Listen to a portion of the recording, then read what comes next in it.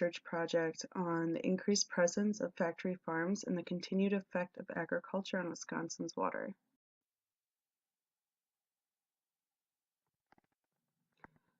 Agriculture is an important aspect of Wisconsin's economy and has been for some time. What once consisted of small family-owned farms that practice sustainable methods has now turned into fewer large-scale agricultural operations, mostly ran by corporations. The DNR's definition of a CAFO would be any agricultural operation that has at least 1,000 beef cattle, 55,000 turkeys, 700 dairy cows, or 100,000 laying chickens. Um, the number of CAFOs in factory farms has now increased in the past 15 years. And both of which are mostly characterized by having a large number of livestock with minimal space provided. Um, Starting in 1995, less than 10 CAFOs were known to exist. By 2005, close to 120 operations obtained permits, and in 2010, that number rose to over 160. Any operation that reaches just below any of those numbers classified by the DNR are just known as large-scale farms, and the number of those has also increased. The number of dairy operations with herds ranging from 200 to 499 cattle has increased, while the number of operations with less than 200 cattle has decreased. Traditional agricultural practices will take the manure produced by one operation and use it as fertilizer in fields for crops. Typically, there's just enough fertilizer produced to cover all the fields, but with the increased size of factory farms and CAFOs, there's been an abundance of manure and fertilizer. This leads to farmers overspreading manure on their fields, which overflows and runs off into nearby waterways.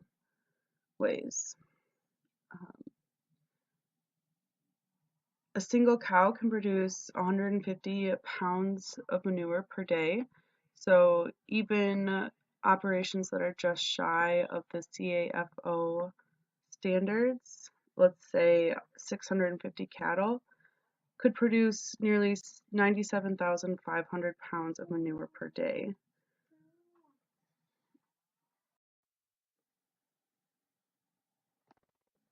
The raised levels of bacteria seen with bacterial pollution from agricultural runoff in Wisconsin lakes and rivers makes them dangerous for beach goers.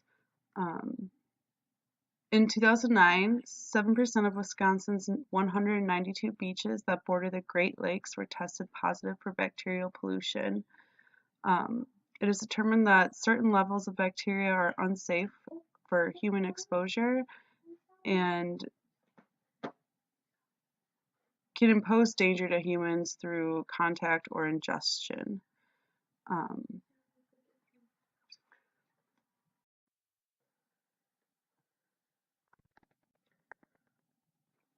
Ammonia is another ingredient of manure. It is naturally found in animal waste, but once it reaches water systems, it is considered a toxin with harmful effects on living things. As far as aquatic organisms go, it is known to impair fish growth, worsen the condition of gills. It can alter the weight of any organs, and it also lessens the hematocrit of animals, which is the volume of red blood cell percentage. With less red blood cells, there's less oxygen transported through the body. Ammonia is also known to cause fish kills.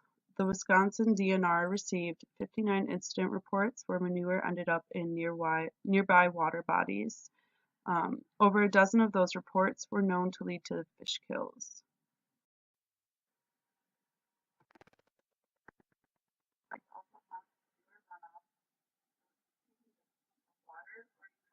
The phosphates and nitrates also found in manure runoff lead to nutrient enrichment of water or eutrophication.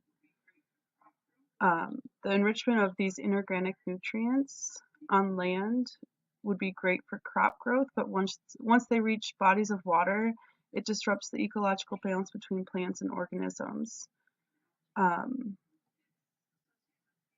most dangerous form of algal bloom would be of blue-green algae. It's associated with taste and odor problems, just the discoloration of water, reduced light penetration to deeper vegetation, and oxygen depletion. Oxygen depletion occurs when the algae begin to die and sink to the bottom of the water body to decompose. The organisms which decompose the algae are known as microbes and require oxygen from surrounding waters in order to complete decomposition. The more decay there is needed from the increased surface vegetation like algae, then the more oxygen is required and used by these microbes.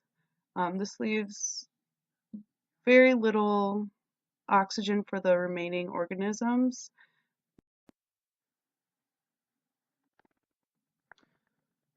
Madison itself has seen increases in algal blooms in recent years, more specifically Lake Mendota. Lake Mendota is connected to the Yahara River, both of which sit on a 217 square mile watershed. Many agricultural operations also share this watershed, and thus agricultural runoff finds its way into Lake Mendota through the Yahara River.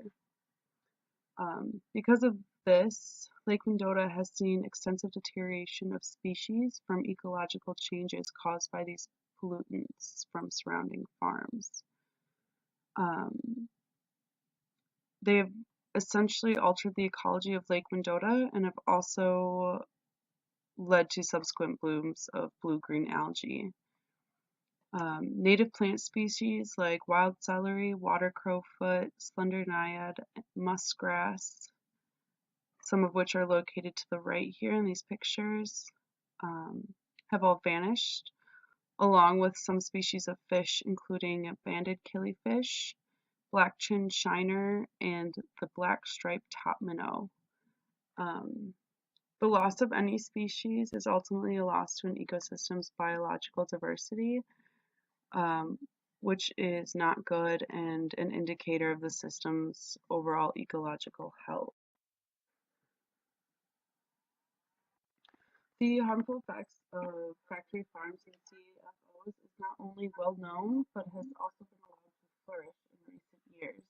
The increased abundance of CAFOs in factory farms can be traced to impractical politics and the dominance of agribusiness in local government. Nearly 4.4 million has been spent by agribusiness and agribusiness-related organizations towards the lobbying of government officials in the past 5 years. Some of these businesses include Kraft Foods, the Dairy Business Association, and Coke Company's public sector. They use these large donations to influence decisions made by public officials in regards to regulating and procedures for agriculture. One of these procedures that was put in place is called the Wisconsin Pollution Discharge Elimination System, and they issue permits to CAFOs in large-scale operations. They're supposed to force farmers to use proper planning, nutrient management, and construction of their systems and structures that would abide by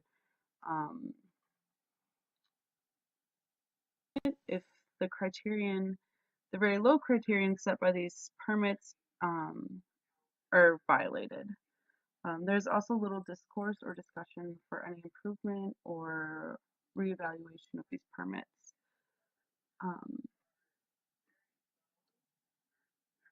Another issue that arises with the public sector and agribusiness is what they call a revolving door, which means that those who have once worked for government and held positions that influence and formulate regulations on agriculture go on to work as lobbyists for these businesses or factory firms or CFOs. Um, the personal connections they have that they made while working in government mean more efficient lobbying on behalf of these businesses. Therefore, their special interests will take precedence over the greater good and public protection. Just to name a couple,